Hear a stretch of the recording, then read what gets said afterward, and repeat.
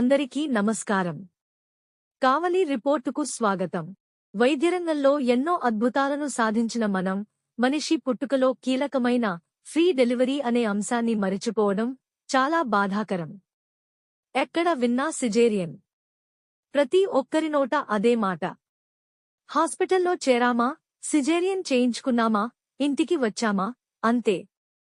Free delivery అనే మాట వినిపించే అవకాశాలు లేవని స్పష్టం అవుతుంది.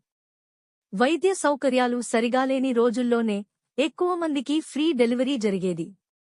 ప్రస్తుతం వైద్యరంగంలో ఎంతో ఉన్నత స్థాయికి చేరుకుని ప్రతి గర్భిణికి సిజేరియన్ చేస్తూ వారి మిగిలిన జీవితాన్ని అనారోగ్య సమస్యలతో నింపుతున్నారు. సిజేరియన్ వల్ల మహిళల్లో రక్తహీనత, ఇన్ఫెక్షన్ సమస్యలు, అలసట, నిద్ర సమస్యలు, రొమ్ము సమస్యలు, దీర్ఘకాలిక సమస్యలు ఏర్పడుతున్నాయి. అయినా రోజురోజుకి గణనీయంగా సిజేరియన్ కేసులు పెరుగుతున్నాయి. వైద్యుల చూపు కూడా సిజేరియన్ వైపే ఉన్నందున సాధారణ డెలివరీలు కష్టతరంగా మారాయి. మహిళలు డాక్టర్లు చెప్పిందే వినకుండా సాధారణ డెలివరీ కోసం ప్రయత్నం చేయమని అడగాలి. నిజంగానే ఇబ్బందికర పరిస్థితి ఏర్పడితేనే సిజేరియన్ తప్పనిసరి కావాలి.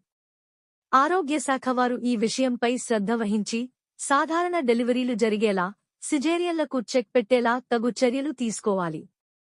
అవసరం లేకపోయినా సిజేరియన్లు చేస్తున్నటువంటి కొన్ని ఆసుపత్రులను సీజ్ చేస్తే కాని ఈ సిజేరియన్ల సీజన్ ఆగదని కొంతమంది నిపుణులు పేర్కొన్నారు.